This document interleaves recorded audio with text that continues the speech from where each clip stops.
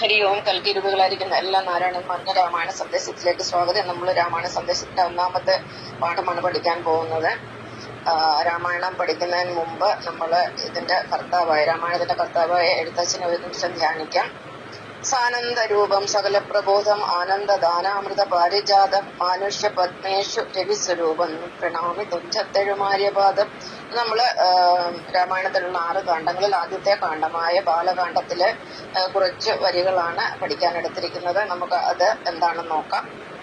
അധ്യാത്മ പ്രദീപകം അത്യന്ത രഹസ്യമിത് അധ്യാത്മ രാമായണം മൃത്യുശാസന പ്രോക്തം അധ്യയനം ചെയ്തിടും മധ്യജന്മികൾക്കെല്ലാം മുക്തി സിദ്ധിക്കും അസന്നിഗ്ധമീ ജന്മം കൊണ്ടേ. ബുദ്ധിമത്തുക്കളായോരി കഥ കേൾക്കുന്നാകിൽ ബദ്ധരാകിലുമുടൻ മുക്തരായി വന്നുകൂടും. അപ്പം ഇതിനകത്ത് പറഞ്ഞിരിക്കുക അധ്യാത്മ പ്രദീപം നമ്മുടെ ബുദ്ധിയെ ദീപിപ്പിക്കുന്നതാണ്. നമ്മുടെ ഉള്ളിലിരിക്കുന്ന ആത്മാവായിരിക്കുന്ന ഭഗവാനെ നാരായണനെ അറിയാനുള്ള ഏറ്റവും എളുപ്പവഴിയാണ് രാമായണം നിത്യവും അധ്യയനം ചെയ്യുന്നത്. ഷില ടീച്ചർ 22 വയസ്സ് തൊട്ട് സ്ഥിരമായിട്ട് രാമായണം വായിക്കുന്ന ആളാണ്. എത്ര തവണ വായിച്ചു എന്ന് എനിക്ക് അറിഞ്ഞുകൂടാ. എനിക്ക് വായിക്കാൻ ട്യൂണും ഒന്നും അറിയില്ല, പക്ഷെ ഞാൻ മനസ്സിലാണ് രാമായണം വായിക്കാറുള്ളത്. അപ്പൊ എന്തായാലും നമുക്ക് ഇതിന്റെ അർത്ഥം നോക്കാം. അപ്പൊ അധ്യാത്മ പ്രദീപകം നമ്മുടെ ബുദ്ധിയെ ഉത്തേജിപ്പിക്കുന്നുണ്ട്. നമ്മുടെ ഉള്ളിലിരിക്കുന്ന ആത്മചൈതന്യത്തെ തിരിച്ചറിയാൻ നമ്മളെ സഹായിക്കുന്നതാണ് രാമായണത്തിന്റെ രാമായണ പാരായണം.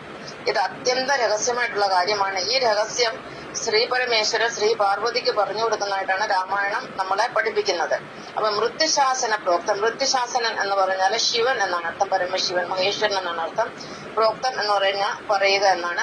മൃത്യുശാസനൻ അതായത് പരമശിവൻ പറഞ്ഞ കാര്യങ്ങളാണ്, അല്ലെ ഉപദേശിച്ച കാര്യങ്ങളാണ് ഈ രാമായണം എന്ന് പറഞ്ഞത്. ഇത് രാമായണത്തിൽ പറഞ്ഞിരിക്കുന്നത് പരമശിവൻ പാർവതിക്ക് രാമായണ കഥ ഉപദേശിച്ചു കൊടുക്കുന്നതായിട്ടാണ്.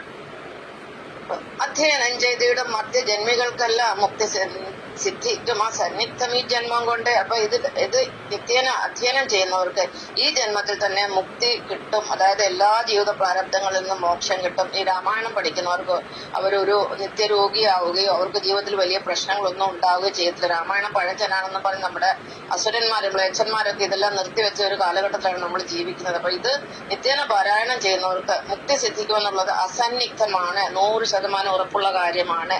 എല്ലാ പ്രശ്നങ്ങളും അവിടെ തീരും. അതുപോലെ ബുദ്ധിമത്തുക്കളായ ഒരു ഇക്കഥ കേൾക്കുന്നാകിൽ ബദ്ധരാകിലും ഉടൻ മുക്തരായി വന്നുകൂടെ. അതായത് ഇനി ബുദ്ധിയുള്ളവര്, അതായത് ഈശ്വരഭക്തിയൊക്കെ ഉള്ളവരും നല്ല ബുദ്ധിയുള്ളവർ ഈ കഥ കേട്ടാലും മതി, അല്ല പഠിക്കണമെന്നില്ല. ഇത് നിത്യേന കേട്ടാലും അവരുടെ എല്ലാ പ്രശ്നങ്ങളും തീർന്ന് അവര് ബദ്ധരാവത്തില്ല. അവരൊരു അറ്റാച്ച്മെന്റിലും പെടാതെ അവര് മുക്തരായി വന്നുകൂടും. ഇതിന് യാതൊരു സംശയമില്ലാത്ത കാര്യമാണ്. അപ്പൊ എല്ലാവരും അധ്യാത്മ രാമായണം നിത്യേന പഠിക്കാൻ. നന്ദി, നമസ്കാരം.